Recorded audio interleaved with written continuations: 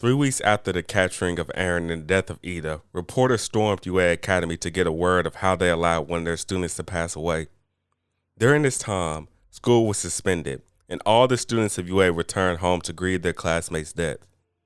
Dealing with both situations at once was difficult for the pro heroes, as they had to answer the harsh criticism from the public while also trying to find Eren. Instead of continuing to do conferences outside the school, the principal decided to do a formal interview that would air on TV to answer all the questions once and for all. With the death of one of your students, will UA be closed indefinitely? No. Once everything clears up, we will resume courses as usual. Students have unfortunately passed away during hero agencies in the past, but we have to continue our courses. Have you found the killer yet? And what will happen to them once they're found? No, they weren't anywhere to be found after All Might arrived. And like usual, we'll apprehend them once they are found. Under no reason will we kill a villain as well. What about the other student, the one who was captured? I heard he caused major damage while in town, and he also went berserk during the tournament. Do you think he'd join the villains in an attempt to crush humanity one day? Eren would never do something such as join the villains. We believe in his abilities, and one day he'll return to UA Academy. Shigaraki turned off the TV that was showing this conference. What idiots. We'd finally got an attack titan within our grasp. There's no way we'll let him go. Isn't that right, Eren? He would still be restrained by a chain and rope, but even if he wasn't, he wouldn't attempt to escape. He believed he no longer had a reason to return to UA due to the guilt he felt from the Ida situation. If only he was stronger, maybe he could have joined Ida in the fight against Stain, he thought. Along with the guilt he felt, he also felt sorrow from killing his father. These feelings even outweighed the hatred he carried for villains, as he wasn't even thinking about attacking Shigaraki, who stood in front of him. So, according to Master, your father hid the other serums of locations we couldn't find. Any clue where they may be? No point in hiding anything. We aren't going to release you until we retrieve them all, said Shigaraki. Eren remained silent. He hasn't spoken or eaten since the memories flowed into his mind. Shigaraki let out a grunt and began giving a speech to Eren. You remain silent due to your hatred of us, but you know what? I despise you more. You believe that you're entitled to hate our kind due to your mother's death, but what is there to hate? After she died, you were immediately saved by All Might, then began the path of a hero. Since that day, society has only protected you and guided you to a life of hope. Eren, you're lucky. Not everyone was as saved by hero society like you were. I am the best example of this. I wasn't as lucky as you were in my lifetime. When I found myself lost, I wasn't saved by All Might, nor the other heroes that roamed the streets. I only received strange looks from the civilians. So, why is it that you hate the villains who want to destroy our heroes when they've come from a worse situation than you? But we are entirely different. I, Eren, also killed someone who I called family. No, even worse, I killed my entire family. But I also didn't want it to happen, but there was nothing I could do once the damage was done. Now tell me, Eren, why do you hate me? We're the same. We were both children whose families were taken from us due to our quirks. The only difference between you and I is that you were saved, but I wasn't. Hearing this speech finally made Eren lift his head. You're nothing like me. My mother was killed from the hands of a villain, and my father only had to eject the serum because your master was chasing him. You're right though, I was saved that day, but I held my hatred inside of me and didn't release it until the innocent like you did. The two stared each other down until they were interrupted by Kurogiri. Think of it like this, Eren. If you assist Shigaraki, we can stop the serums from getting to the hands of the wrong people. Once you're done, you're free to go back home, even if you don't want to go back to UA. Who knows, if Master allows it, you can even join us. Shigaraki snickered when he heard this, and Eren was even more mad. You are the wrong people. I can't let it get into your hands as well. And you're stupid if you think I'll join your team. said Eren. Eren finally found his resolve. He knew what he had to do. His next mission was to find the serums, but not along with Shigaraki, rather with himself. If the villains did indeed get their hands onto them, Ida wouldn't be the only hero who perished. They would quickly distort society and even have the power to stop All Might. Once night came and all the villains were resting in chairs by Eren, he decided it was time to make his escape. He was sure that the teacher of UA was looking for him, but he didn't want their help either. While everyone was sleeping, Eren used his shoe to scrap his leg tough enough to cause an injury. What the villains didn't know was that Eren discovered that any injury he suffered caused him to transform. Previously, they believed it was only binding to his hand, which is why they only tied his hands up until this point. Suddenly, a bolt of light flashed through the entire building, and the loud noises awoke the villains. Eren broke through the ceiling of the hideout and made his escape into the city. After him, shouted Kurogiri. But it was too late, as Eren darted through the city trying to escape the villains. Once he got a good distance away, he deactivated his quirk and hid inside of a large building. Despite telling Shigaraki and Kurogiri that he had no information, Eren had a slight idea of what his serums were. When he was younger, Eren's father would disappear randomly during the day. During this time, he would enter a hatch that he told Eren to never enter. He'd forgotten up until this point, but Eren held a key that was given to him from his father. He realized this when he received the memories of the day he ate his father, and the key was placed around his neck. His mom never really paid much attention to it since prior, he believed it was only a key that he forgot he owned. With the destination in mind and the key needed to enter, Eren now began his quest back to where it all started, his childhood home. For the first time in his life, Eren is following his own path. His parents nor pro-heroes could guide him now. Just like his father, Eren followed the path of eventuality. As he was about to leave the building, Eren found the cloak stashed inside of a box. He took it and put it over himself, using it to protect his identity from anyone who may recognize him. Once the area around him was silent and clear of any villains, Eren set off north. Since his phone was taken from him when he was abducted, he relied on the night sky stars to locate where he was going. He also recognized some of the areas around her due to Mount Lady's agency. Mount Lady. I wonder if she's alright. The attack she took looked painful, thought Eren. As he continued making his way outside the city area, he noticed that he recognized the environment around him really well. This was because he was just here 3 weeks ago.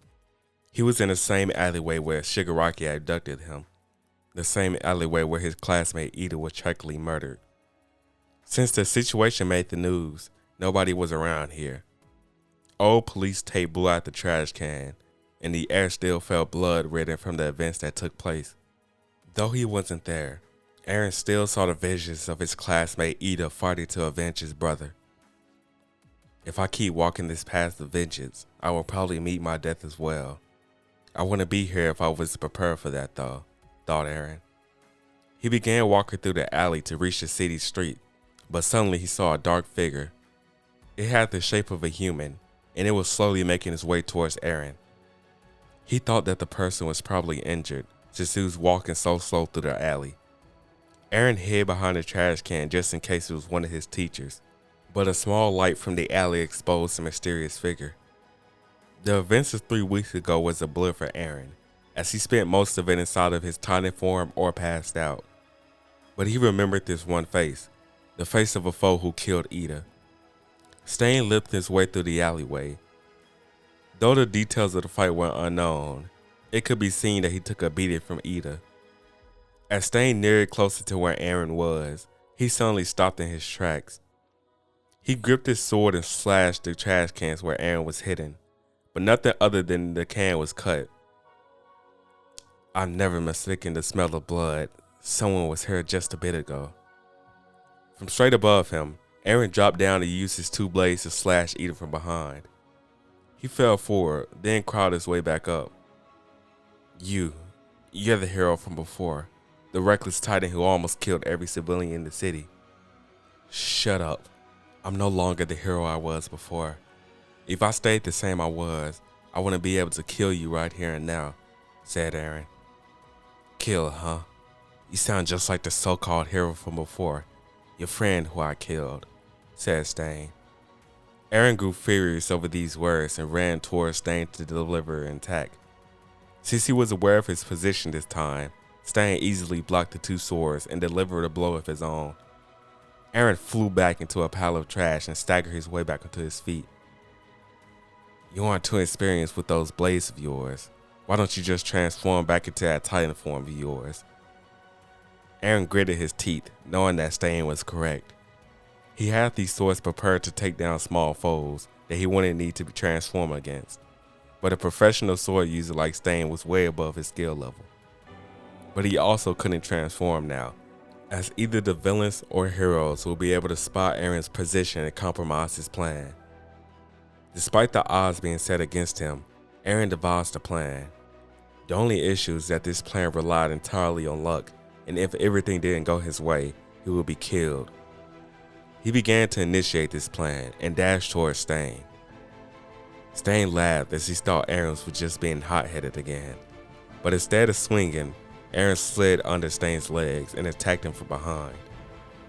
Now Stain's back was towards the city street, exactly where Eren wanted him. Eren didn't give Stain time to recover, as he continued with a combo of sword swings. Stain parried each of these blows easily, but damage isn't what Eren was looking for. When Stain finally realized what Eren was doing, it was already too late. He had pushed Stain all the way into the sidewalk of the night street where civilians walked through. The hero killer Stain, he's here, shouted Eren. Everyone stopped in their tracks and looked over. Fear struck the hearts of all the civilians as the news of Stain spread fast across the population of Japan due to his appearance on television. Screams filled the entire streets and everyone began to run for help. What a clever strategy you won this time, Titan, said Stain. He isn't scared of the heroes at all, but his injuries restrict his fighting abilities by a ton. As Stain prepped to dash away, Eren charged toward him and tackled him. You're not getting away either, hero killer, not after what you did to Ida and all the other heroes. If it wasn't for Ida, I would have been killed if I tried to fight you here. But his efforts paid off. He successfully got revenge. It ends here, said Eren. He clung onto Stain with all of his might, when suddenly he heard footsteps approaching them. Eren turned around and saw the hero, Best Jeanist. Since it was nighttime and he had a cloak, Best Jeanist didn't recognize Eren. He used his quirk to detain Stain once Eren let go, then turned around to thank Eren. Thank you. Wait, aren't you? Eren didn't expect to be discovered so quickly, so he freaked out upon hearing Best Jeanist recognize him. In a panic, Eren bit into his hand and shifted into his Titan form. This transformation caused a large blast to blow through the city, knocking Best Jeanist and Stain meters away. The running civilians screamed as they saw the large Titan run through the street. Eren's mind was on getting away, but he made sure to not damage any civilians during his escape. He didn't want anyone else getting caught in the mess that he got himself in. After he got a safe distance away from the area he was in, Eren shifted back into a human and sat down in an abandoned home outside the city. He was exhausted from frequently transforming and fighting Stain, so he rested while he had the chance. Trying his hardest to stay awake and stay on guard for the villains and heroes, Eren soon fell asleep since he hasn't slept all day. There wasn't anything for Eren to worry about, for now that is. The villains returned back to their hideout after hours of searching. Shigaraki was furious that he let Eren get away and immediately asked Kurogiri to teleport back into the city. Kurogiri reminded Shigaraki that All Might may be on patrol and they didn't have the firepower to try to storm the school again.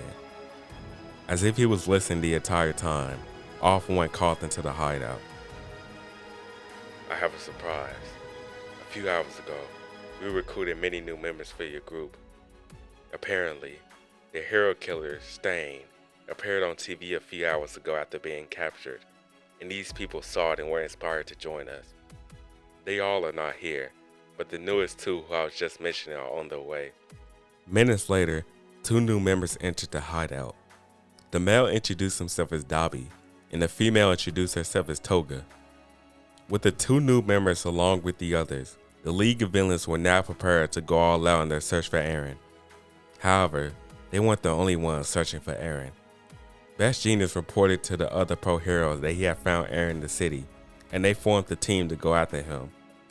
The team consists of heroes such as Endeavor, Best Genius, Gran Torino, Camille Woods, Shot, All Might, and a hero named Mirio. Mirio was still a student at UA, but his strength was so great that he went on missions with other pro heroes. With his quirk alone, Mirio was destined to become the #1 hero one day. However, he shared a secret that only he and All Might shared. After All Might began realizing his time was up, he passed his one for all quirk to Mirio. With this extra power, Mirio is currently the strongest hero in Japan. However, All Might is still the #1 hero since they tried their best to keep his power under wraps. With this rescue group and the villains all going after Eren, it was only a matter of time before either of these groups met face to face. Will Eren be able to reach his former home before he's caught? Will the rescue team encounter the villains and take them down in one swoop while finding Eren? Or will the villains be able to defeat the heroes and capture Eren again?